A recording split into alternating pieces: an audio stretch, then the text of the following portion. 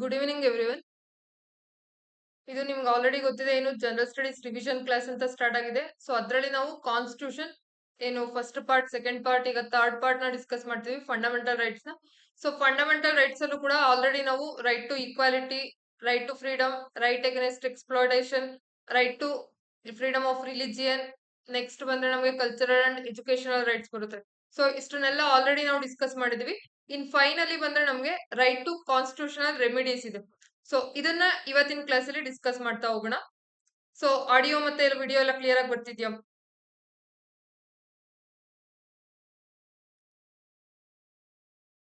So ಇವತ್ತಿನ class ಅಲ್ಲಿ ಏನು ನಮಗೆ ರೈಟ್ ಟು ಕಾನ್ಸ್ಟಿಟ್ಯೂಷನಲ್ ರೆಮಿಡೀಸ್ ಬಗ್ಗೆ ಆರ್ಟಿಕಲ್ 32 ಬಗ್ಗೆ ಡಿಸ್ಕಸ್ ಮಾಡ್ತಾ ಹೋಗೋಣ.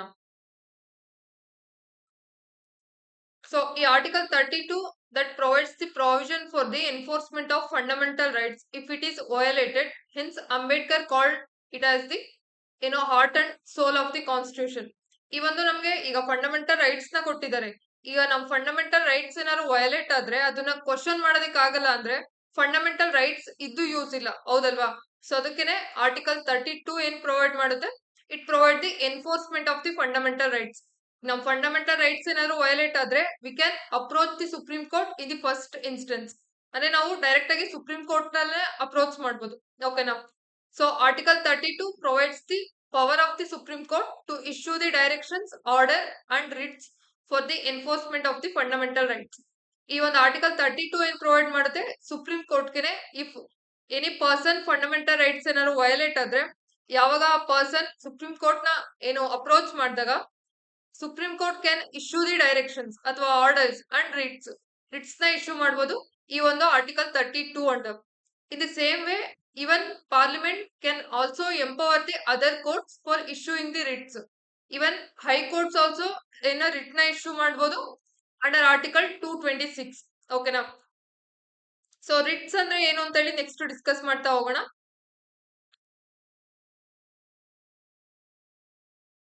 ಸೊ ಇವನ್ ಅಂಡರ್ ಆರ್ಟಿಕಲ್ 32 ಸುಪ್ರೀಂ ಕೋರ್ಟ್ ಏನ್ ಮಾಡಬಹುದು, ರಿಟ್ಸ್ ನ ಇಶ್ಯೂ ಮಾಡಬಹುದು. ಅದೇ ತರ ಹೈಕೋರ್ಟ್ಸ್ ಕೂಡ ರಿಟ್ಸ್ ನ ಇಶ್ಯೂ ಮಾಡಬಹುದು under article 226.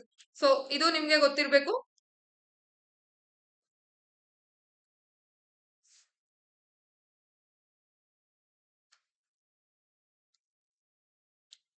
So article 32 under supreme court ಬರುತ್ತೆ. ಆರ್ಟಿಕಲ್ 226 ಅಂಡರ್ ಹೈಕೋರ್ಟ್ಸ್ ಏನ್ ಮಾಡಬಹುದು, ರಿಟ್ಸ್ ನ ಇಶ್ಯೂ ಮಾಡಬಹುದು. The concept of writ is borrowed from UK. ಅಂದ್ರೆ ಈ ಒಂದು ರಿಟ್ಸ್ ಅನ್ನೋ ಕಾನ್ಸೆಪ್ಟ್ ನ ನಾವು ಯುಕೆ ಕಾನ್ಸ್ಟಿಟ್ಯೂಷನ್ ಇಂದ ಬಾರೋ ಮಾಡ್ಕೊಂಡಿರೋದು. In UK it was issued by the crown to enforce the rights and liberties of its citizens. Later, this power was extended to the courts in UK. ಅಂದ್ರೆ ಏನು, ಈ first ಈ ಒಂದು writs ನ issue ಮಾಡೋ power ಏನು crown ಇದ್ರಲ್ಲ ಅವರಿಗಿತ್ತು. So litre ಈ ಒಂದು ಪವರ್ ನ ಯಾರು ಅಂದ್ರೆ ಏನ್ ಯುಕೆ ನಲ್ಲಿರೋ ಕೋರ್ಟ್ಸ್ ಗೆ ಈ ಪವರ್ ನ ಎಕ್ಸ್ಟೆಂಡ್ ಅಂದ್ರೆ ಅವರಿಗೆ ಈ ಪವರ್ ನ ಕೊಡ್ತಾರೆ. So writ can be defined as the written order given by the court for the respective authorities for enforcement of the fundamental right. ಅಂದ್ರೆ ರಿಟ್ ಅಂದ್ರೆ ಏನು ಅಂದ್ರೆ ದಟ್ ಇಸ್ ಲೈಕ್ ಒಂದು ಆರ್ಡರ್ ಅಂದ್ರೆ ಬಟ್ ರಿಟರ್ನ್ ಆರ್ಡರ್. ಸೊ ಇದನ್ನೇ ನಾವ್ ಏನಂತ ಹೇಳ್ತೀವಿ, ರಿಟ್ ಅಂತ ಹೇಳ್ತೀವಿ ಅಥವಾ ರಿಟ್ಸ್ ಅಂತ ಹೇಳ್ತೀವಿ. It is A return order given by the court. ಏನು ಕೋರ್ಟ್ ಏನ್ ಮಾಡ್ತವೆ, ಇಶ್ಯೂ ಮಾಡ್ತವೆ ಫಾರ್ ದಿ ರೆಸ್ಪೆಕ್ಟಿವ್ ಅಥಾರಿಟೀಸ್. ಅಂದ್ರೆ ಯಾರು ಈ ಫಂಡಮೆಂಟಲ್ ರೈಟ್ಸ್ ನ ವಯೋಲೇಟ್ ಮಾಡಿರ್ತಾರೆ ಆ ಒಂದು ಅಥಾರಿಟಿಗೆ ಈ ಒಂದು ರಿಟ್ಸ್ ನ ಇಶ್ಯೂ ಮಾಡಿರ್ತಾರೆ for the enforcement of the fundamental rights. So it is of the highest level of significance. ಈ fundamental right is violated, then they can approach the either high court or supreme court directly. ಈಗ ಯಾವುದೇ person ಅವರ fundamental rights ಏನಾದ್ರು violate ಆಯ್ತು ಅಂದ್ರೆ he can approach the supreme court in the first instance or high court ನು ಕೂಡ ಏನ್ ಮಾಡಬಹುದು, ಅಪ್ರೋಚ್ ಮಾಡಬಹುದು. ಸೊ ಇದು ನಮ್ಗೆ ಆರ್ಟಿಕಲ್ 32 ಅಂಡರ್ ಬರುತ್ತೆ. ಅಂದ್ರೆ ಜಸ್ಟ್ ನಮ್ಗೆ ರೈಟ್ಸ್ ಬರೀ ಫಂಡಮೆಂಟಲ್ ರೈಟ್ಸ್ ಕೊಟ್ಟಿರೋದಲ್ಲ, ಫಂಡಮೆಂಟಲ್ ರೈಟ್ಸ್ ವಯೋಲೇಟ್ ಆದ್ರೆ ನಾವ್ ಯಾವ ತರ ಲೈಕ್ ಪ್ರೊಟೆಕ್ಷನ್ ಅಂದ್ರೆ ಯಾವ ತರ ಪ್ರೊಟೆಕ್ಷನ್ ಇದೆ, ನಾವ್ ಯಾರನ್ನ ಅಪ್ರೋಚ್ ಮಾಡ್ಬೇಕು, ಸೊ ಅದ್ರ ಬಗ್ಗೆ ನಮ್ಗೆ ಈ ರೈಟ್ ಟು ಕಾನ್ಸ್ಟಿಟ್ಯೂಷನಲ್ ರೆಮಿಡೀಸ್ ಅಲ್ಲಿ ಆಡ್ ಮಾಡಿದ್ದಾರೆ. ಸೊ ನೆಕ್ಸ್ಟ್ ಬರುತ್ತೆ, ನಾನು ಏನ್ ರಿಟ್ಸ್ ಅಂತ ಹೇಳಿದೆ, ರಿಟ್ಸ್ ನ ಇವನ್ ಸುಪ್ರೀಂ ಕೋರ್ಟ್ ಇಶ್ಯೂ ಮಾಡಬಹುದು, ಅದೇ ತರ ಹೈಕೋರ್ಟ್ಸ್ ಕೂಡ ಇಶ್ಯೂ ಮಾಡಬಹುದು. ಸೊ ಈ ಒಂದು ಸುಪ್ರೀಂ ಕೋರ್ಟ್ ನ ಜೂರಿಸ್ಟಿಕ್ಷನ್ ಎಷ್ಟಿದೆ, ಹೈಕೋರ್ಟ್ ನ ಜೂರಿಸ್ಟಿಕ್ಷನ್ ಎಷ್ಟಿದೆ ವಿತ್ ರೆಸ್ಪೆಕ್ಟ್ ಟು ರಿಟ್ಸ್ ಅನ್ನೋದನ್ನ ನೋಡ್ತಾ ಹೋಗೋಣ. So supreme court can issue writs only for the enforcement of fundamental rights. Supreme court ಈ ರಿಟ್ಸ್ ನ ಇಶ್ಯೂ ಮಾಡೋದು only for the enforcement of the fundamental rights. Supreme court can issue Ritz throughout the territory of India. Entire ಇಂಡಿಯಾದಲ್ಲಿ ಎಲ್ಲೇ ಏನೇ ಒಂದು fundamental rights violate ಆದ್ರೂ ಕೂಡ supreme court ಏನ್ ಮಾಡ್ಬೋದು, ಈ ರಿಟ್ಸ್ ನ ಇಶ್ಯೂ ಮಾಡ್ಬೋದು. ಸೊ ಇದು ಇಂಪಾರ್ಟೆಂಟ್ ಆಗುತ್ತೆ. ಬಟ್ ಸುಪ್ರೀಂ ಕೋರ್ಟ್ ರಿಟ್ಸ್ ನ ಇಶ್ಯೂ ಮಾಡೋದು only for the fundamental rights. Under Article 32, Supreme Court cannot refuse to issue the writs for the protection of fundamental rights. Hence, Supreme Court is called as the guarantor of the fundamental rights. Under Article 32 under Supreme Court ಯಾವತ್ತೂ refuse ಮಾಡೋ ತರ ಬರೋದೇ ಇಲ್ಲ ಈ Ritz ನ issue ಮಾಡೋದಕ್ಕೆ. So ಅದಕ್ಕೆ ನಾವ್ ಏನಂತ ಹೇಳ್ತೀವಿ, ಸುಪ್ರೀಂ ಕೋರ್ಟ್ ನ guarantor of the fundamental rights ಅಂತ ಹೇಳ್ತೀವಿ. ಓಕೆನಾ? ಅಂದ್ರೆ ನಮ್ಮ ಫಂಡಮೆಂಟಲ್ ರೈಟ್ಸ್ ನ ಪ್ರೊಟೆಕ್ಟ್ ಮಾಡೋದು ಸುಪ್ರೀಂ ಕೋರ್ಟ್, ಅದಕ್ಕೆ ನಾವು ಇದನ್ನ ಗ್ಯಾರಂಟರ್ ಆಫ್ ಫಂಡಮೆಂಟಲ್ ರೈಟ್ಸ್ ಅಂತ ಹೇಳ್ತೀವಿ.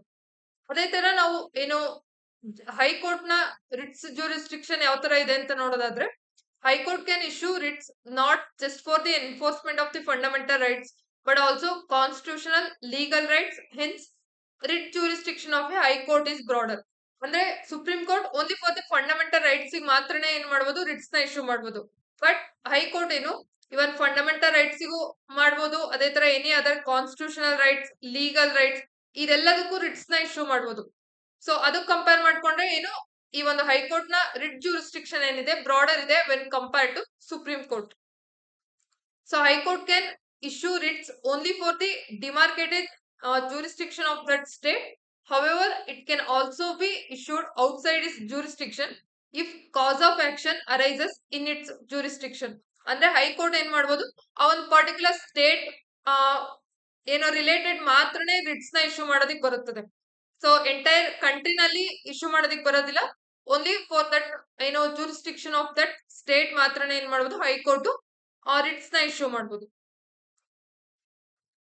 So under Article 226, High Court may refuses to protect the fundamental rights in certain cases. Hence, it is a discretionary option for the High Court. ಅಂದ್ರೆ supreme court ಏನ್ ಮಾಡ್ಬೋದು, any issues related to fundamental rights ಅಂದ್ರೆ writs ನ ಏನ್ ಮಾಡ್ಬೋದು, issue ಮಾಡ್ಲೇಬೇಕಾಗುತ್ತೆ. But high court ಗೆ ಆತರ option like high court ಏನ್ ಮಾಡ್ಬೋದು, ರಿಟ್ಸ್ ನ ಇಶ್ಯೂ ಮಾಡ್ಬೋದು ಅಥವಾ ಮಾಡ್ದಲೇನು ಕೂಡ ಇರ್ಬೋದು. ಅದನ್ನೇ ನಾವ್ ಏನಂತ ಹೇಳ್ತೀವಿ, ಡಿಸ್ಕ್ರಿಷನರಿ ಪವರ್ ಅಂತ ಹೇಳ್ತೀವಿ. ಅಂದ್ರೆ ಹೈಕೋರ್ಟ್ ಗೆ ಲೈಕ್ ಆಪ್ಷನ್ ಇದೆ, ಇಶ್ಯೂ ಮಾಡೋದಾದ್ರೂ ಮಾಡ್ಬೋದು, ಮಾಡ್ಲಿಲ್ಲ ಅಂದ್ರೂ ಕೂಡ ಇರ್ಬೋದು. But with respect to fundamental rights ಮಾತ್ರನೇ.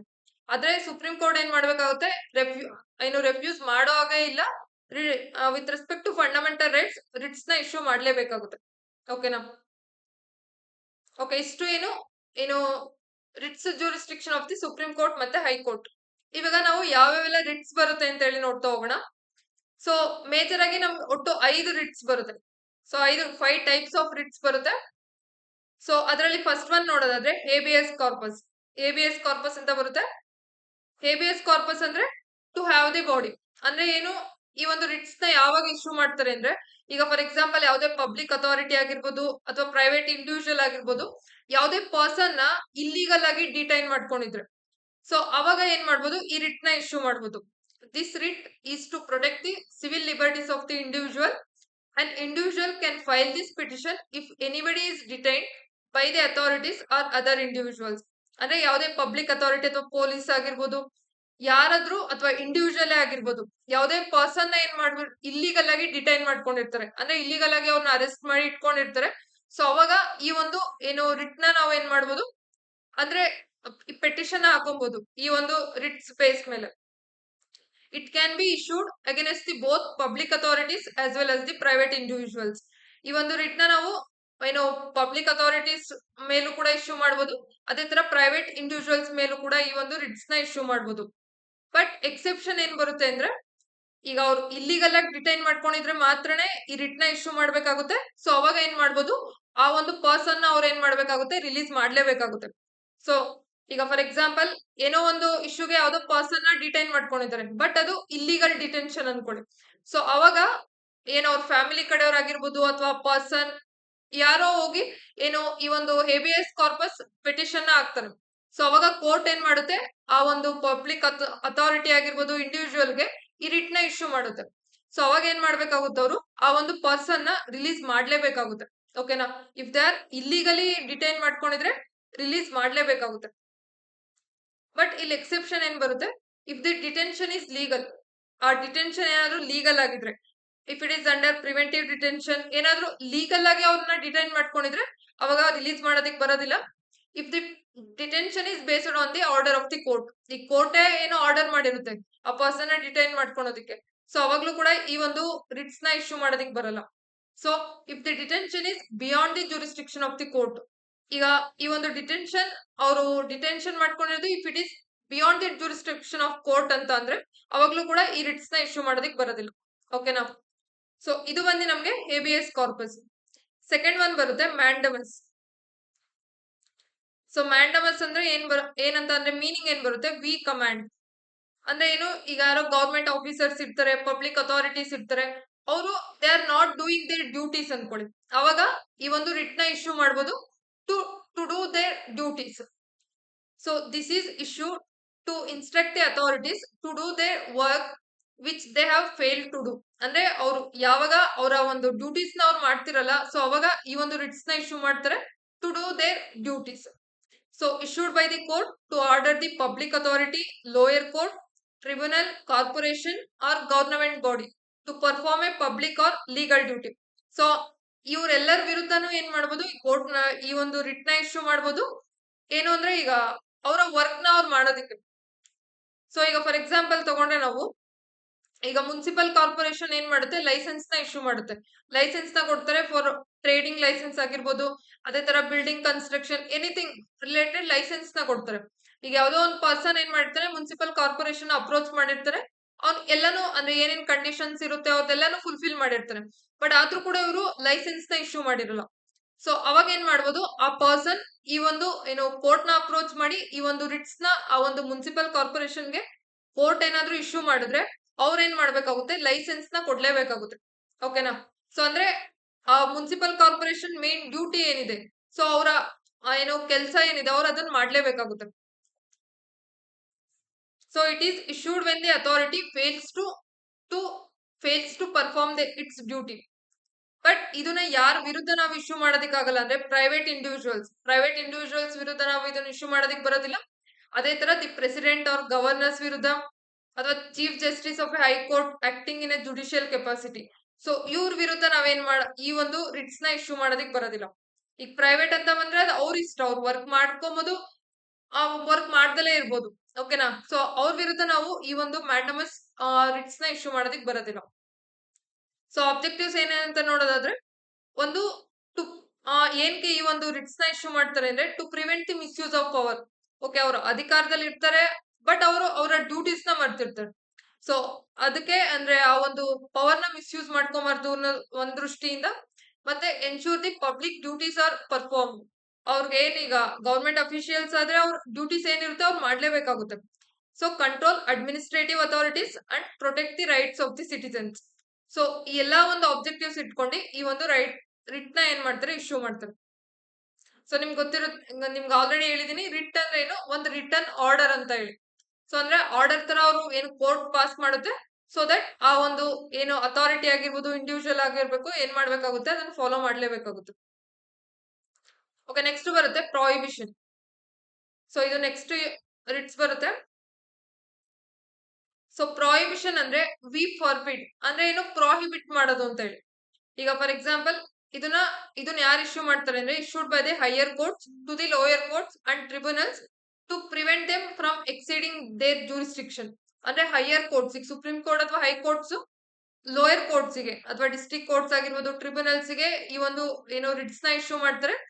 ಏನಕ್ಕೆ ಅಂದ್ರೆ ಟು ಪ್ರಿವೆಂಟ್ ದೆಮ್ ಅಂದ್ರೆ ಅವರ ಜೂರಿಸ್ಟಿಕ್ಷನ್ ಬಿಟ್ಟು ಅದ್ರ ಹೊರಗಡೆನೂ ಅವ್ರ ಏನಾದ್ರು ಏನೋ ಕೇಸಸ್ ನ ಏನೋ ಅದ್ರಲ್ಲಿ ಇನ್ವಾಲ್ವ್ ಆಗಿದ್ರೆ ಅದನ್ನ ಪ್ರಿವೆಂಟ್ ಮಾಡೋದಕ್ಕೆ ಈ ಒಂದು ರಿಟ್ಸ್ ನ ಏನ್ ಮಾಡ್ತಾರೆ, ಇಶ್ಯೂ ಮಾಡ್ತಾರೆ. So prevent the continuation of the proceeding beyond the authority. So ಇಲ್ಲಿ ನಾವು ಎಕ್ಸಾಂಪಲ್ ತಗೊಳೋದಾದ್ರೆ, ಈಗ ನಮ್ಗೆ ಏನು ಕನ್ಸ್ಯೂಮರ್ ಕೋರ್ಟ್ಸ್ ಬಂದು ಅವ್ರ ಫಂಕ್ಷನ್ ಅವ್ರು ಮಾಡ್ಬೇಕು, ಬಟ್ ಈ ಕನ್ಸ್ಯೂಮರ್ ಕೋರ್ಟ್ ಕ್ರಿಮಿನಲ್ ಕೇಸಸ್ ನೆಲ್ಲ ಅಂದ್ರೆ ವಿಚಾರಣೆ ಮಾಡುತ್ತೆ ಅಂದ್ರೆ that is beyond their jurisdiction ಅಲ್ವಾ. ಸೊ ಅವಾಗ ಏನ್ ಮಾಡ್ಬೋದು, ಹೈಯರ್ ಕೋರ್ಟ್, ಸುಪ್ರೀಂ ಕೋರ್ಟ್ ಅಥವಾ ಹೈಕೋರ್ಟ್ ಈ ಒಂದು ರಿಟ್ ನ ಇಶ್ಯೂ ಮಾಡ್ತಾರೆ. ಸೊ ಟು ಪ್ರಿವೆಂಟ್ ದೇರ್ ಏನು ಫರ್ದರ್ ಟ್ರಯಲ್ಸ್ ಆಗಿರ್ಬೋದು ಅದನ್ನ ಪ್ರಿವೆಂಟ್ ಮಾಡೋದಕ್ಕೆ. So prevent the continuation of the proceeding beyond the authority. So issued only against the judicial or quasi judicial authorities, cannot be issued against administrative or legislative authorities. ಇದನ್ನ issue ಮಾಡೋದು only against the judicial ಅಥವಾ quasi judicial authorities. Quasi judicial authority ಅಂದ್ರೆ ನಮ್ tribunals ಬರುತ್ತೆ. So ಇದ್ರ ವಿರುದ್ಧ ಮಾತ್ರ ನಾವೇನ್ ಮಾಡ್ಬೋದು, ಈ ಒಂದು ಪ್ರಾಹಿಬಿಷನ್ ರಿಟ್ ನ ಇಶ್ಯೂ ಮಾಡ್ಬೋದು. ಸೊ ಅಡ್ಮಿನಿಸ್ಟ್ರೇಟಿವ್ ಅಥವಾ ಲೆಜಿಸ್ಲೇಟಿವ್ ಅಥಾರಿಟೀಸ್ ವಿರುದ್ಧ ಈ ಒಂದು ರಿಟ್ ನ ಇಶ್ಯೂ ಮಾಡೋದಿಕ್ ಬರೋದಿಲ್ಲ. ಓಕೆನಾ. ಸೊ ಇದು ಏನು ಪ್ರಾಹಿಬಿಷನ್ ಬರುತ್ತೆ. ನೆಕ್ಸ್ಟ್ ಬಂದ್ರೆ ಸರ್ಟಿರಿಯರಿ ಬರುತ್ತೆ. ಸೊ ಅಂದ್ರೆ ಏನು, ಟು ಬಿ ಸರ್ಟಿಫೈಡ್ ಅಂತ ಹೇಳಿ. ಸೊ ಇದನ್ನು ಕೂಡ issued by the higher courts to the lower courts or a tribunals when they exceed the jurisdiction or commit an error of law. ಅಂದ್ರೆ ಏನು, ಈಗ ಪ್ರಾಹಿಬಿಷನ್ ಬಂದ್ರೆ ಅವ್ರು ಇನ್ನೂ, ಈಗ ಏನ್ ನಾನು ಒಂದು ಎಕ್ಸಾಂಪಲ್ ಹೇಳಿದೆ ನಿಮ್ಗೆ, ಕನ್ಸ್ಯೂಮರ್ ಕೋರ್ಟ್ಸ್ ಕ್ರಿಮಿನಲ್ ಕೇಸಸ್ ನ ವಿಚಾರಣೆ ನಡೆಸ್ತಿದ್ರು.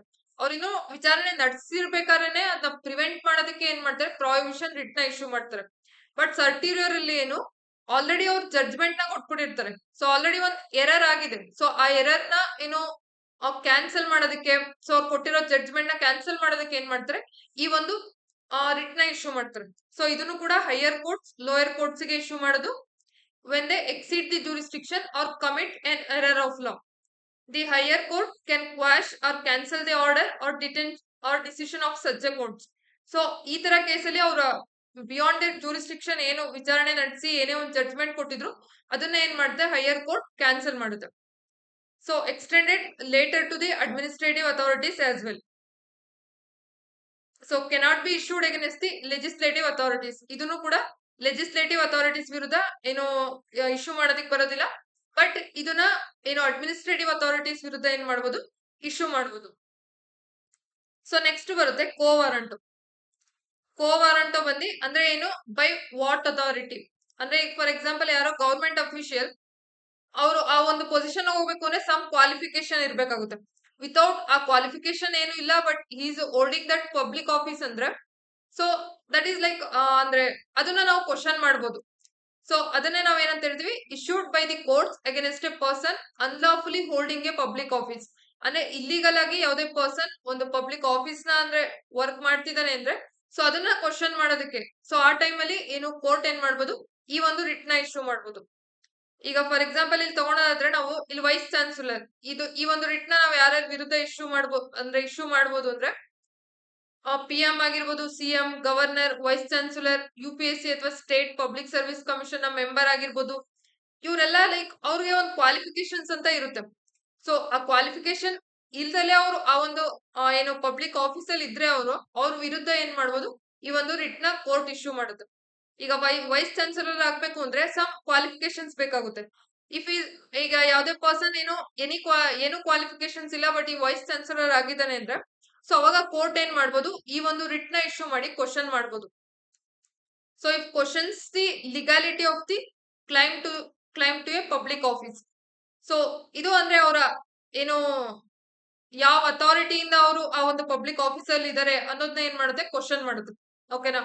ಸೊ ಇದು ನಿಮ್ಗೆ ಏನು ಕೋವಾರಂಟೋ ಬರುತ್ತೆ. ಸೊ ಇನ್ನೊಂದ್ಸಲಿ ರಿಪೀಟ್ ಮಾಡೋಣ. ಇಲ್ಲಿ ಟೋಟಲ್ ನಿಮ್ಗೆ 5 ರಿಟ್ಸ್ ಬರುತ್ತೆ. ಒಂದು ಹೇಬಿಯಸ್ ಕಾರ್ಪಸ್ ಅಂದ್ರೆ ಏನು, to have the body. So ಅಂದ್ರೆ ಇಲ್ಲಿಗಲ್ ಆಗಿ ಡಿಟೈನ್ ಮಾಡ್ಕೊಂಡಿದ್ರೆ ಅವಾಗ ಈ ಒಂದು ಏನೋ ರಿಟ್ ನ ಇಶ್ಯೂ ಮಾಡ್ತಾರೆ.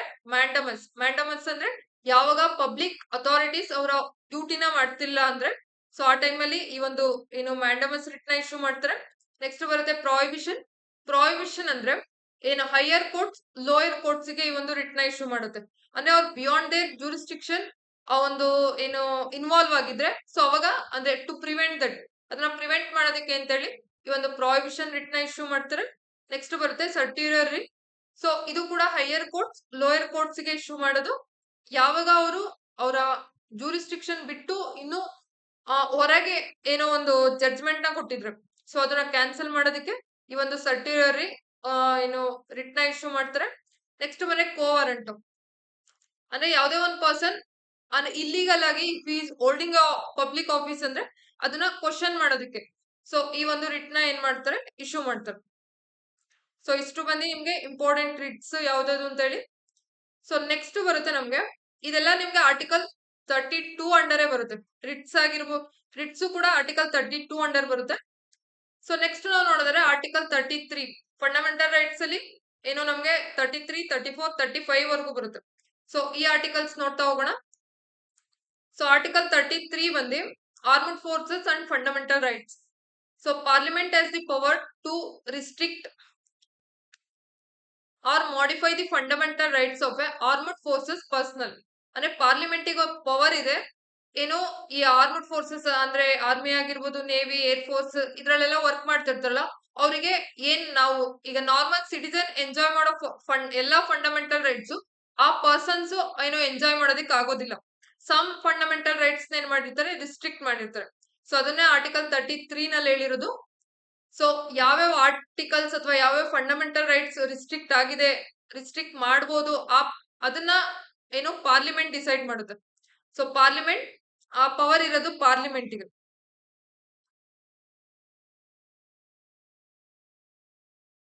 So parliament has the power to restrict or modify the fundamental rights of the armed forces personnel. So ಏನಕ್ಕೆ ಅಂದ್ರೆ to proper discharge of the duties and maintenance of the discipline. ಒಂದು proper ಆಗಿ ಅವರ duties ನ perform ಮಾಡಬೇಕು, so discipline ನ maintain ಮಾಡಬೇಕು. ಅದೇ ತರ to protect the national security. So ಈ ಎಲ್ಲಾ ಒಂದು ದೃಷ್ಟಿಯಿಂದ ಏನ್ ಮಾಡ್ತಾರೆ, ಸಮ್ ಫಂಡಮೆಂಟಲ್ ರೈಟ್ಸ್ ನ ಈ ಒಂದು ಆರ್ಮ್ಡ್ ಫೋರ್ಸಸ್ ಗೆ ರಿಸ್ಟ್ರಿಕ್ಟ್ ಮಾಡಿರ್ತಾರೆ. ಸೊ ಇಲ್ಲಿ ಆರ್ಮ್ಡ್ ಫೋರ್ಸಸ್ ಅಂದ್ರೆ ಯಾರ್ಯಾರಿಗೆ ಇನ್ಕ್ಲೂಡ್ ಆಗುತ್ತೆ, ಒಂದು ಆರ್ಮಿ ಅವ್ರಿಗೆ, navy, air force, police forces ಆಗಿರ್ಬೋದು, ಅದೇ ತರ ಇಂಟೆಲಿಜೆನ್ಸ್ ಏಜೆನ್ಸೀಸ್ ಏನ್ IB ಅಂತ ಹೇಳ್ತೀವಿ, ರಾ ಅಂತ ಹೇಳ್ತೀವಿ. ಸೊ ಇವ್ರಿಗೂ ಕೂಡ ಅಪ್ಲೈ ಆಗುತ್ತೆ. ಅದೇ ತರ central armed police force, CAPF, ಅದ್ರಲ್ಲಿ ಬರುವಂತಹ CRPF, BSF, ITBP, SSB, CISF. So ಇವರೆಲ್ಲರಿಗೂ ಕೂಡ ಈ ಒಂದು ಆರ್ಟಿಕಲ್ ಅಪ್ಲೈ ಆಗುತ್ತೆ. ಅಂದ್ರೆ ಅವ್ರಿಗೆ ಸಮ್ ಫಂಡಮೆಂಟಲ್ ರೈಟ್ಸ್ ಏನಾಗುತ್ತೆ, ರಿಸ್ಟ್ರಿಕ್ಟ್ ಆಗಿರುತ್ತೆ. ಸೊ ಅಂದ್ರೆ ಏನೇನೆಲ್ಲ ರಿಸ್ಟ್ರಿಕ್ಷನ್ಸ್ ಇರುತ್ತೆ ಅಂದ್ರೆ, ಈ armed forces personnel they cannot participate in the political activities. ಅವರು ಯಾವುದೇ ಪೊಲಿಟಿಕಲ್ ಆಕ್ಟಿವಿಟೀಸ್ ನಲ್ಲಿ ಭಾಗವಹಿಸೋಕ್ ಬರೋದಿಲ್ಲ. But they cannot join strike. ಯಾವುದೇ ಸ್ಟ್ರೈಕ್ ನಡೀತಿದ್ರೆ ಅದಕ್ಕೂ ಕೂಡ ಅವರು ಹೋಗಿ ಜಾಯಿನ್ ಆಗೋ ತರನು ಕೂಡ ಬರೋದಿಲ್ಲ. So cannot publicly criticise the government policies related to duty. ಅಂದ್ರೆ ನಾವು ನಾರ್ಮಲ್ ಸಿಟಿಸನ್ ಏನ್ ಮಾಡ್ಬೋದು, ಗವರ್ನಮೆಂಟ್ ಪಾಲಿಸೀಸ್ ನ ಕ್ರಿಟಿಸೈಸ್ ಮಾಡ್ಬೋದು, ಅವ್ರಿಗೆ ಫ್ರೀಡಮ್ ಆಫ್ ಸ್ಪೀಚ್ ಇದೆ. ಬಟ್ ಈ ಆರ್ಮ್ಡ್ ಫೋರ್ಸಸ್ ಅವರು ಪಬ್ಲಿಕ್ ಅಲ್ಲಿ ಗವರ್ನಮೆಂಟ್ ಕ್ರಿಟಿಸೈಸ್ ಮಾಡೋದಕ್ಕೂ ಬರೋದಿಲ್ಲ. And cannot reveal the confidential military information. So ಅವರ military related some confidential matter ಎಲ್ಲ ಇರುತ್ತೆ. ಸೊ ಅದನ್ನೆಲ್ಲ ರಿವೀಲ್ ಮಾಡೋದಕ್ಕೆ ಬರೋದಿಲ್ಲ. ಸೊ ಅದಕ್ಕೇನೆ ಏನ್ ಮಾಡಿದ್ದಾರೆ, ಸಮ್ ಫಂಡಮೆಂಟಲ್ ರೈಟ್ಸ್ ಏನ್ ಮಾಡಿದ್ದಾರೆ, ಇವರಿಗೆ ರಿಸ್ಟ್ರಿಕ್ಟ್ ಮಾಡಿದ್ದಾರೆ. ಸೊ ಅದಕ್ಕೋಸ್ಕರನೇ parliament has enacted the army act, navy act and air force act. Under these act fundamental rights such as freedom of expression, association, assembly, etc. they are restricted for the members or employees working in the armed forces to maintain the discipline.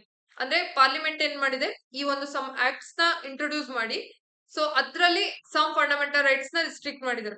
ಈಗ ಯಾವ್ಯಾವ ಅಂತ ನೋಡೋದಾದ್ರೆ, freedom of expression ಅಥವಾ ಈ ತರ association form ಮಾಡೋದಾಗಿರ್ಬೋದು, assembly form ಮಾಡೋದಾಗಿರ್ಬೋದು, ಮತ್ತೆ ಅವ್ರು ಸ್ಟ್ರೈಕ್ ಮಾಡೋದಾಗಿರ್ಬೋದು, ಈ ಎಲ್ಲಾ ಒಂದು ಫಂಡಮೆಂಟಲ್ ರೈಟ್ಸ್ ಏನ್ ಮಾಡಿದ್ದಾರೆ, ರಿಸ್ಟ್ರಿಕ್ಟ್ ಮಾಡಿದ್ದಾರೆ. ಸೊ ಇದು ಬಂದು ಆರ್ಟಿಕಲ್ 33. ಸೊ ನೆಕ್ಸ್ಟ್ ನೋಡೋದಾದ್ರೆ ಆರ್ಟಿಕಲ್ 34. ಸೊ ಆರ್ಟಿಕಲ್ 34 ಬಂದು martial law and fundamental rights. So ಇಲ್ಲಿ ಮಾರ್ಷಿಯಲ್ ಲಾ ಅಂದ್ರೆ ಏನು, it refers to the military rule imposed when normal administration fails. ಯಾವಾಗ ನಮ್ಗೆ ನಾರ್ಮಲ್ ಲೈಕ್ ಗವರ್ನಮೆಂಟ್ ಈಗ ಒಂದು ದೊಡ್ಡ ಗಲಾಟೆ ನಡೀತಿರುತ್ತೆ, ಒಂದು ದೊಡ್ಡದಾಗಿ ಪ್ರತಿಭಟನೆ ಮಾಡ್ತಿರ್ತಾರೆ. ಸೊ ಅದನ್ನ ಗವರ್ನಮೆಂಟ್ ಕಂಟ್ರೋಲ್ ಮಾಡೋದಿಕ್ಕೆ ಆಗೋದಿಲ್ಲ ಅಂದ್ರೆ ಅವಾಗ ಅಲ್ಲಿ ಮಿಲಿಟರಿ ರೂಲ್ ನ ಇಂಪೋಸ್ ಮಾಡ್ತಾರೆ. ಸೊ ಅದನ್ನೇ ನಾವೇನಂತ ಹೇಳ್ತೀವಿ, ಮಾರ್ಷಿಯಲ್ ಲಾ ಅಂತ ಹೇಳ್ತೀವಿ. So martial law refers to a military rule imposed when normal administration fails. So during martial law fundamental rights may be restricted. Even martial law impose ಮಾಡಿದಾಗ್ಲೂ ಕೂಡ some fundamental rights ಏನಾಗುತ್ತೆ ಅಂದ್ರೆ restricted ಆಗಿರುತ್ತೆ. So article 34 empowers the parliament to indemnify acts done by the military authorities while enforcing the martial law. Such laws cannot be questioned for the violation of the fundamental rights. ಈಗ martial law impose ಮಾಡಿದ್ದಾರೆ, military rule impose ಮಾಡಿದ್ದಾರೆ ಅಂದ್ರೆ so ಅವ್ರದೇ some rules ಇರುತ್ತೆ, ನಾವು ಅದನ್ನ follow ಮಾಡ್ಬೇಕು. ಆ ರೂಲ್ಸ್ ನ ಫಾಲೋ ಮಾಡ್ದಲೆ ನಾವು ನಮ್ಮ ಫಂಡಮೆಂಟಲ್ ರೈಟ್ಸ್ ವಯೋಲೇಟ್ ಆಗಿದೆ ಅಂತ ಹೇಳಿ ನಾವು ಆ ಟೈಮ್ ಅಲ್ಲಿ ಏನು ಸುಪ್ರೀಂ ಕೋರ್ಟ್ ಅಥವಾ ಹೈಕೋರ್ಟ್ ಹೋಗಿ ಕ್ವಶನ್ ಮಾಡೋದಕ್ಕೆ ಆಗೋದಿಲ್ಲ. Such laws cannot be questioned for the violation of the fundamental rights. So the concept is borrowed from the UK Constitution, though the term martial law is not clearly defined in the Constitution. ಈ ಒಂದು ನಾವು martial ಲಾ ಈ concept ನ UK constitution ಇಂದ borrow ಮಾಡ್ಕೊಂಡಿರೋದು.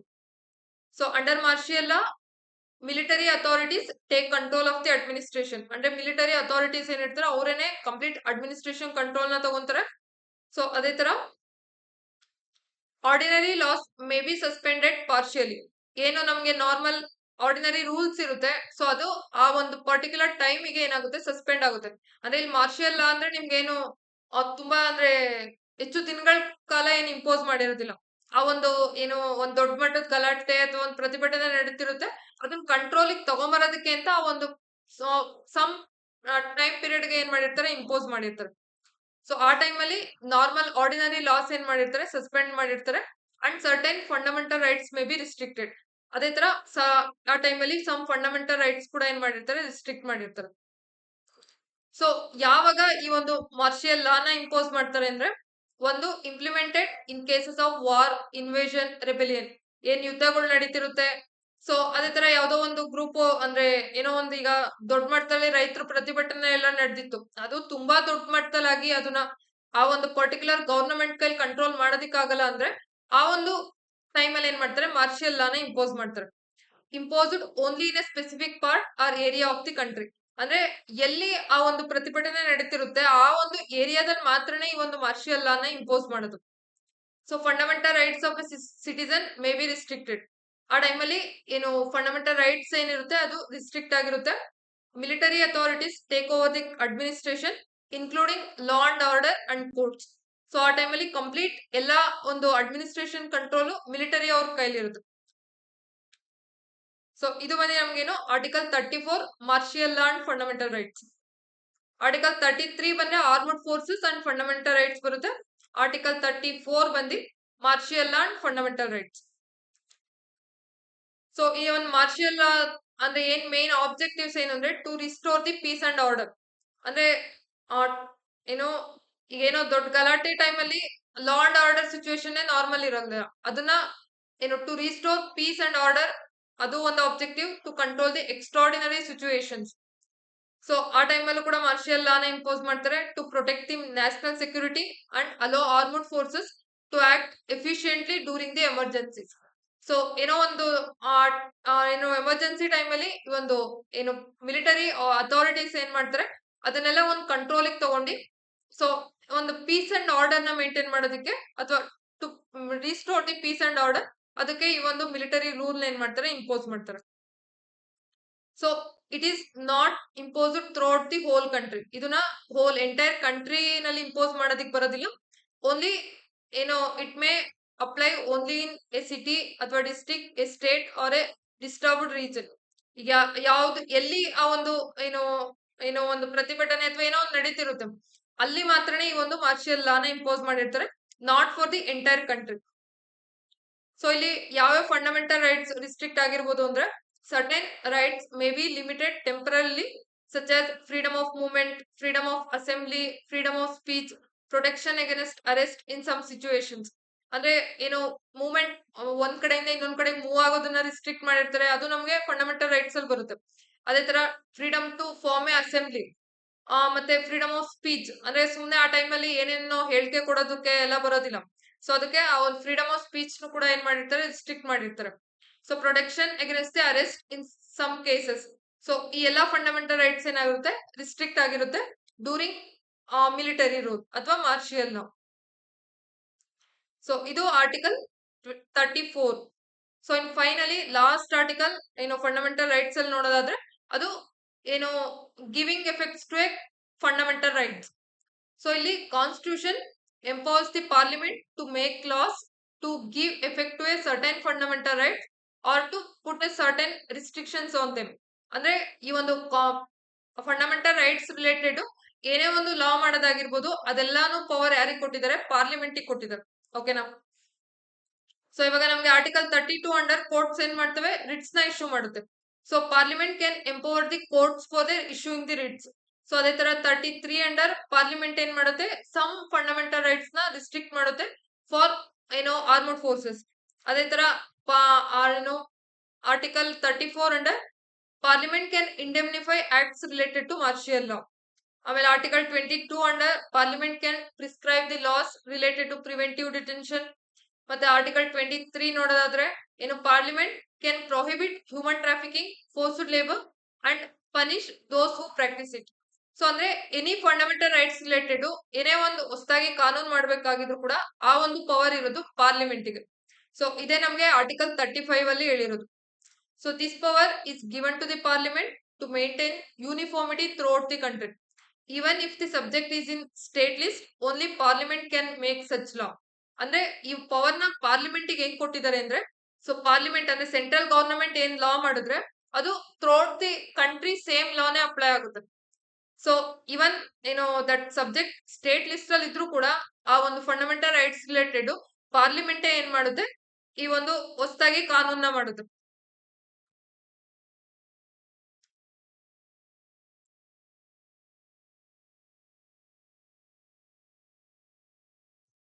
Okay, finally last ಅಲ್ಲಿ ಬಂದ್ರೆ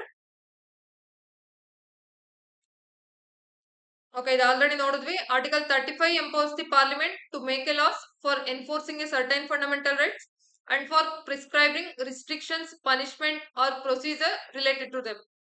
ಏನಕ್ಕೆ ಒಂದು ಈ ಪಾರ್ಲಿಮೆಂಟ್ ಗೆ ಈ ಪವರ್ ನ ಕೊಟ್ಟಿರೋದು ಅಂದ್ರೆ to ensure the uniformity of the laws throughout the India.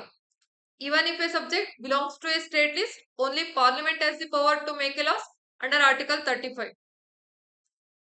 So main objective to ensure uniform implementation of the fundamental rights, avoid different laws in a different state. So ಅದಕ್ಕೋಸ್ಕರ parliament ಗೆ power ನ ಕೊಟ್ಟಿರೋದು. Then give a parliament exclusive authority in important national matters. Next, properly enforce the constitutional provisions. So ನಮಗೆ ಈ ಒಂದು fundamental rights under ಈ article 19 sub clause 1F ಇತ್ತು. So ಇದರಲ್ಲಿ ರೈಟ್ ಟು ಪ್ರಾಪರ್ಟಿನ ಆಡ್ ಮಾಡಿದ್ರು. That guaranteed the citizen the right to acquire the property, to hold property and dispose of property. So ಇದು article 19 under ಇತ್ತು. ಅದೇ ತರ article 31 under ಬಂದ್ರೆ protected the individual against unlawful deprivation of a property. It stated that property could be taken by the government only according to law. ಅಂದ್ರೆ ಯಾರೋ property ಇದ್ರೆ ಅದನ್ನ like illegal ಆಗಿ ಆಕ್ಯುಪೈ ಮಾಡ್ಕೊಳೋದಿಕ್ ಬರೋದಿಲ್ಲ. ಓನ್ಲಿ ಅಕಾರ್ಡಿಂಗ್ ಟು ಲಾ ಏನಿದೆ ಅದ್ರ ಪ್ರಕಾರನೇ even government ಕೂಡ ಏನ್ ಮಾಡ್ಬೋದು, ಅದನ್ನ ಆಕ್ಯುಪೈ ಅಥವಾ ಆಕ್ಯುಪೈ ಮಾಡ್ಕೊಬಹುದು. ಅದಕ್ಕೆ ಇಷ್ಟು ಕಾಂಪನ್ಸೇಷನ್ ಅಂತ ಕೊಡ್ಲೇಬೇಕಾಗುತ್ತೆ. ಓಕೆನಾ? ಸೊ ಇವೆರಡು ಕೂಡ ನಮ್ಗೆ ಮುಂಚೆ ಏನಿತ್ತು ಫಂಡಮೆಂಟಲ್ ರೈಟ್ಸ್ ಅಂಡರ್ ಆಡ್ ಮಾಡಿದ್ರು. ಅಂದ್ರೆ ರೈಟ್ ಟು ಪ್ರಾಪರ್ಟಿನ ಫಂಡಮೆಂಟಲ್ ರೈಟ್ಸ್ ಅಂಡರ್ ಆಡ್ ಮಾಡಿದ್ರು. ಬಟ್ ಆಫ್ಟರ್ ಇಂಡಿಪೆಂಡೆನ್ಸ್ ಬಂದ್ಮೇಲೆ ನಮ್ಗೆ ಲ್ಯಾಂಡ್ ರಿಫಾರ್ಮ್ಸ್ ನೆಲ್ಲ ಗವರ್ನಮೆಂಟ್ ಏನ್ ಮಾಡುತ್ತೆ, ಸಮ್ ಲ್ಯಾಂಡ್ ರಿಫಾರ್ಮ್ಸ್ ನ ಇಂಟ್ರೊಡ್ಯೂಸ್ ಮಾಡುತ್ತೆ, ಜಮೀನ್ದಾರಿ ಸಿಸ್ಟಮ್ ನ ಅಬಾಲಿಷ್ ಮಾಡುತ್ತೆ. ಅದೇ ತರ redistribution of land and some social welfare measures. So ಇದರಿಂದ ಏನಾಯ್ತು, many such laws were challenged in the court because the right to property was a fundamental rights. So ಯಾವಾಗ ನಮ್ಗೆ ಇಂಡಿಪೆಂಡೆನ್ಸ್ ಆದ್ಮೇಲೆ ಈ ಎಲ್ಲಾ ರಿಫಾರ್ಮ್ಸ್ ನ ಇಂಟ್ರೊಡ್ಯೂಸ್ ಮಾಡ್ತಾರೆ, ಆವಾಗ ಈ ಒಂದು ರೈಟ್ ಟು ಪ್ರಾಪರ್ಟಿನ ಫಂಡಮೆಂಟಲ್ ರೈಟ್ ಆಗಿದ್ದಕ್ಕೆ ಸೊ ಎಲ್ರು ಕೂಡ ಹೋಗಿ ಕೋರ್ಟ್ ಅಲ್ಲಿ ಲೈಕ್ ಅಂದ್ರೆ ಕೋರ್ಟ್ ನ ಈಗ ನಾವು ಫಂಡಮೆಂಟಲ್ ರೈಟ್ಸ್ ವೈಲೇಟ್ ಆಯ್ತು ಅಂದ್ರೆ ನಾವು ಸುಪ್ರೀಂ ಕೋರ್ಟ್ ನೇ ಅಪ್ರೋಚ್ ಮಾಡ್ಬೋದು. ಸೊ ಅವಾಗ ತುಂಬಾ ಕೇಸಸ್ ಎಲ್ಲ ಸುಪ್ರೀಂ ಕೋರ್ಟ್ಸ್ ಅಲ್ಲಿ ಬಂದಿರುತ್ತೆ. So that this created the conflict between fundamental rights and DPSP. So ಇದರಿಂದ ಏನಾಗುತ್ತೆ, that created A conflict like fundamental rights and between the fundamental rights and DPSP. So ಅದಕ್ಕೆ ಏನ್ ಮಾಡ್ತಾರೆ, 44th ಕಾನ್ಸ್ಟಿಟ್ಯೂಷನಲ್ ಅಮೆಂಡ್ಮೆಂಟ್ ಆಕ್ಟ್ ನ introduce ಮಾಡ್ತಾರೆ 1978 ಅಲ್ಲಿ. So ಆ time ಅಲ್ಲಿ ಈ ಒಂದು ಆರ್ಟಿಕಲ್ 19 ಸಬ್ ಕ್ಲಾಸ್ 1F ಏನಿತ್ತು ಮತ್ತೆ ಆರ್ಟಿಕಲ್ 31 ಇದರ ಅಂಡರ್ ರೈಟ್ ಟು ಪ್ರಾಪರ್ಟಿ ಏನ್ ಫಂಡಮೆಂಟಲ್ ರೈಟ್ ಆಗಿತ್ತು, ಸೊ ಇದನ್ನ ಅಬಾಲಿಷ್ ಮಾಡ್ತಾರೆ. ಸೊ ಆರ್ಟಿಕಲ್ 300A ನ ಆಡ್ ಮಾಡ್ತಾರೆ. ಸೊ ಇದು right to property that became a constitutional right, not the fundamental right. ಈ ಆರ್ಟಿಕಲ್ 300A ಏನಿದೆ ಇದು ಕಾನ್ಸ್ಟಿಟ್ಯೂಷನಲ್ ರೈಟ್ ಆಗುತ್ತೆ. So this is not a fundamental right. Before ಈ ಒಂದು 44th ಅಮೆಂಡ್ಮೆಂಟ್ ಇಂದ ಮುಂಚೆ ರೈಟ್ ಟು ಪ್ರಾಪರ್ಟಿ ಅನ್ನೋದು ನಮ್ಗೆ ಫಂಡಮೆಂಟಲ್ ರೈಟ್ ಆಗಿತ್ತು. ಬಟ್ 44th ಅಮೆಂಡ್ಮೆಂಟ್ ಅಲ್ಲಿ ಏನ್ ಮಾಡ್ತಾರೆ, ಈ ಒಂದು ಫಂಡಮೆಂಟಲ್ ರೈಟ್ ಆಗಿದ್ದಂತಹ ಈ ಒಂದು ರೈಟ್ ಟು ಪ್ರಾಪರ್ಟಿನ ಇವೆರಡು ಆರ್ಟಿಕಲ್ ಏನ್ ಮಾಡ್ತಾರೆ ಅಂದ್ರೆ ರಿಮೂವ್ ಮಾಡಿ, ಸೊ ಆರ್ಟಿಕಲ್ 300 ಏನ ಆಡ್ ಮಾಡಿ ಇದಕ್ಕೆ ಕಾನ್ಸ್ಟಿಟ್ಯೂಷನಲ್ ರೈಟ್ ನ ಸ್ಟೇಟಸ್ ನ ಕೊಡ್ತಾರೆ. ಸೊ ಆರ್ಟಿಕಲ್ 300 ಎ ಬಂದು a person property cannot be taken arbitrarily and can be acquired only through a valid law passed by the legislature. ಅಂದ್ರೆ ಈಗ ಯಾವ್ದೋ ಪ್ರಾಪರ್ಟಿನ ನಾವು ಸುಮ್ನೆ ಹಂಗೆ ನಾರ್ಮಲ್ ಆಗಿ ಏನೋ ಒಂದ್ ಇದಿಲ್ದಲೆ ಅಕ್ವೈರ್ ಮಾಡ್ಕೊಳೋದಿಕ್ ಬರೋದಿಲ್ಲ. ಸೊ ಅಕ್ವೈರ್ ಮಾಡ್ಕೊಂಡಿದ್ದಾರೆ ಅಂದ್ರೂ ಕೂಡ ಒಂದು ಲಾ ಅಂತ ಇರುತ್ತೆ, ಅದನ್ನ ಫಾಲೋ ಮಾಡ್ಲೇಬೇಕಾಗುತ್ತೆ, ಅದಕ್ಕೆ ಪ್ರಾಪರ್ ಕಾಂಪನ್ಸೇಷನ್ ಕೂಡ ಕೊಡ್ಬೇಕಾಗುತ್ತೆ. So this means government must follow the legal procedure and property cannot be seized without legal authority. So ಇದನ್ನೇ ನಮ್ಗೆ ಆರ್ಟಿಕಲ್ 300 ಎ ಅಂಡರ್ ಆಡ್ ಮಾಡಿರೋದು. ಅಂದ್ರೆ ಈಗ ಪ್ರೆಸೆಂಟ್ ನೋಡೋದಾದ್ರೆ ರೈಟ್ ಟು ಪ್ರಾಪರ್ಟಿ ಅನ್ನೋದು ಫಂಡಮೆಂಟಲ್ ರೈಟ್ ಆಗಿಲ್ಲ, ಇದು ಕಾನ್ಸ್ಟಿಟ್ಯೂಷನಲ್ ರೈಟ್ ಆಗಿದೆ. ಸೊ ಇಷ್ಟು ನಿಮ್ಗೆ ಏನು ಫಂಡಮೆಂಟಲ್ ರೈಟ್ಸ್ ರಿಲೇಟೆಡ್. ಸೊ ಎಲ್ಲಾನು ನಾವು ಲಾಸ್ಟ್ ಕ್ಲಾಸ್ ಅಲ್ಲಿ ಆಲ್ರೆಡಿ ನಾವು ಏನು right to equality, right to freedom, right against exploitation ಬಗ್ಗೆ ನೋಡಿದ್ವಿ, right to freedom of religion, then cultural and educational rights ಬಗ್ಗೆ ನೋಡಿದ್ವಿ. ಸೊ ಇವತ್ತಿನ ಕ್ಲಾಸ್ ಅಲ್ಲಿ ನಾವು right to constitutional remedies article 32 ಬಗ್ಗೆ ನೋಡಿದ್ವಿ, ಇನ್ ಡೀಟೇಲ್ ಆಗಿ ನೋಡಿದ್ವಿ, ಮತ್ತೆ ಏನೇನೆಲ್ಲ ರಿಟ್ಸ್ ಬರುತ್ತೆ ಸೊ ಅದನ್ನು ಕೂಡ ನೋಡಿದ್ವಿ. ಸೊ ಮೇಜರ್ ಆಗಿ ನಮ್ಗೆ 5 ರಿಟ್ಸ್ ಬರುತ್ತೆ, ಒಂದು ಹೇಬಿಯಸ್ ಕಾರ್ಪಸ್ ಬರುತ್ತೆ, ಮತ್ತೆ ಮ್ಯಾಂಡಮಸ್ ಬರುತ್ತೆ, ಪ್ರೊಹಿಬಿಷನ್, ಸರ್ಟ್ಯುರರಿ, ಕೋವಾರಂಟ್. ಸೊ ಈ 5 ರಿಟ್ಸ್ ಬರುತ್ತೆ. ಸೊ ಈ ಒಂದು ಸುಪ್ರೀಂ ಕೋರ್ಟ್ ರಿಟ್ಸ್ ನ ಇಶ್ಯೂ ಮಾಡೋದು under article 32 supreme court Ritz ನ ಇಶ್ಯೂ ಮಾಡುತ್ತೆ. ಅದೇ ತರ ಹೈಕೋರ್ಟ್ ಬಂದ್ರೆ ಅಂಡರ್ ಆರ್ಟಿಕಲ್ 226 ಈ ರಿಟ್ಸ್ ನ ಇಶ್ಯೂ ಮಾಡುತ್ತೆ. ಸೊ ನೆಕ್ಸ್ಟ್ ಆರ್ಟಿಕಲ್ 33 ಬರುತ್ತೆ, ಸಮ್ ಫಂಡಮೆಂಟಲ್ ರೈಟ್ಸ್ ಈ ಆರ್ಮಡ್ ಫೋರ್ಸಸ್ ಅವ್ರಿಗೆ ರಿಸ್ಟ್ರಿಕ್ಟೆಡ್ ಆಗಿರುತ್ತೆ. ಸೊ ಅದನ್ನ ಈ ಆರ್ಟಿಕಲ್ 33 ಅಂಡರ್ ಆಡ್ ಮಾಡಿದರೆ. ಆರ್ಟಿಕಲ್ 34 ನಲ್ಲಿ ಮಾರ್ಷಿಯಲ್ ಲಾ, ಯಾವಾಗ ನಮ್ಗೆ ಮಿಲಿಟರಿ ರೂಲ್ ನ ಇಂಪೋಸ್ ಮಾಡ್ತಾರೆ ಅವಾಗ್ಲೂ ಕೂಡ ಸಮ್ ಫಂಡಮೆಂಟಲ್ ರೈಟ್ಸ್ ಏನಾಗುತ್ತೆ ರಿಸ್ಟ್ರಿಕ್ಟೆಡ್ ಆಗಿರುತ್ತೆ. ಸೊ ಅದ್ರ ಬಗ್ಗೆ ನಮ್ಗೆ ಆರ್ಟಿಕಲ್ 34 ಅಂಡರ್ ಆಡ್ ಮಾಡಿದರೆ. ಇನ್ನು ಫೈನಲಿ ಆರ್ಟಿಕಲ್ 35 ಎನಿಥಿಂಗ್ ಅಂದ್ರೆ ಹೊಸದಾಗಿ ಏನೇ ಲಾ ಮಾಡೋದಾಗಿರ್ಬೋದು ಅದನ್ನ with respect to fundamental rights ಆ ಒಂದು ಕಂಪ್ಲೀಟ್ ಪವರ್ ಇರೋದು ಪಾರ್ಲಿಮೆಂಟ್ ಗೆ. ಸೊ ಇದನ್ನೇ ನಮ್ಗೆ ಆರ್ಟಿಕಲ್ 35 ಅಂಡರ್ ಹೇಳಿದ್ದಾರೆ. ಸೊ ಇನ್ ಫೈನಲಿ ಏನ್ ನೋಡಿದ್ವಿ ನಾವು ಈ ಒಂದು ಆರ್ಟಿಕಲ್ ರೈಟ್ ಟು ಪ್ರಾಪರ್ಟಿ ಅನ್ನೋದು ನಮ್ಗೆ article 19 sub class 1 F under ಇತ್ತು. ಅದೇ ತರ ಆರ್ಟಿಕಲ್ 32 ಅಂಡರ್ ಇತ್ತು. ಅಂದ್ರೆ before it was a fundamental right. ಮತ್ತೆ ಏನ್ ಮಾಡ್ತಾರೆ ಇದನ್ನ 44th ಅಮೆಂಡ್ಮೆಂಟ್ ಅಲ್ಲಿ ಚೇಂಜ್ ಮಾಡಿ ಈ ಒಂದು ರೈಟ್ ಟು ಪ್ರಾಪರ್ಟಿ ಅನ್ನೋದನ್ನ ಆರ್ಟಿಕಲ್ 300 ಎ ಅಂಡರ್ ಆಡ್ ಮಾಡ್ತಾರೆ. Now it is A constitutional right. ಓಕೆನಾ? ಸೊ ಇಷ್ಟು ನಿಮ್ಗೆ complete fundamental rights related. So ಇದ್ರಲ್ಲಿ ಏನೇ ಡೌಟ್ಸ್ ಇದ್ರು ಕೂಡ ನೀವು ಕೇಳ್ಬೋದು, ಅಥವಾ ಯಾವ ತರ ಕ್ಲಾಸ್ ನಡೀತಿದೆ, ಇನ್ನೂ ಏನಾದ್ರೂ ಆಡ್ ಮಾಡ್ಬೇಕಾ, ಸೊ ಅದ್ರ ಬಗ್ಗೆನೂ ಕೂಡ ನೀವೇನ್ ಮಾಡ್ಬೋದು ಕಮೆಂಟ್ ಅಲ್ಲಿ ತಿಳಿಸ್ಕೊಡ್ಬೋದು. ಸೊ ದಟ್ ನಾವು ಮತ್ತೆ ಆಡ್ ಮಾಡಿ ಅಥವಾ ಯಾವ್ದೇ ಒಂದು ಟಾಪಿಕ್ ಆಡ್ ಮಾಡೋದಾಗಿರ್ಬೋದು ಅಥವಾ ಎನಿಥಿಂಗ್ ಏನೋ ಒಂದು ಚೇಂಜಸ್ ಮಾಡೋದಾಗಿರ್ಬೋದು, ಸೊ ಅದನ್ನ ನಾವು ಮಾಡ್ಬೋದಾಗುತ್ತೆ. ಸೊ ಕ್ಲಾಸ್ ಹೇಗಿದೆ ಅಂತ ಹೇಳಿ ಕಮೆಂಟ್ ಮಾಡಿ ಹೇಳಿ. ಸೊ ಇದೇ ತರ ಈ ಕ್ಲಾಸಸ್ ಈ ಸೀರೀಸ್ ಕಂಟಿನ್ಯೂ ಆಗ್ತಾ ಹೋಗುತ್ತೆ. ಸೊ ಮಿಸ್ ಮಾಡಬೇಡಿ, ಕ್ಲಾಸ್ ನ ಡೈಲಿ ನೋಡ್ತಾ ಹೋಗಿ. ಸೊ ನೆಕ್ಸ್ಟ್ ನಿಮ್ಗೆ DPSP ಇರುತ್ತೆ, ಮತ್ತೆ ಫಂಡಮೆಂಟಲ್ ಡ್ಯೂಟೀಸ್ ಇರುತ್ತೆ. ಸೊ ಆ ಕ್ಲಾಸಸ್ ಈ ಸೀರೀಸ್ ಇದೇ ತರ ಕಂಟಿನ್ಯೂ ಆಗ್ತಾ ಹೋಗುತ್ತೆ. ಸೊ ಯಾರು ಮಿಸ್ ಮಾಡಕ್ ಹೋಗ್ಬಿಡಿ, ಡೈಲಿ ಕ್ಲಾಸ್ ನ ಅಟೆಂಡ್ ಮಾಡಿ. ಓಕೆ, ಇಷ್ಟು ಇವತ್ತಿನ ಕ್ಲಾಸು. Thank you.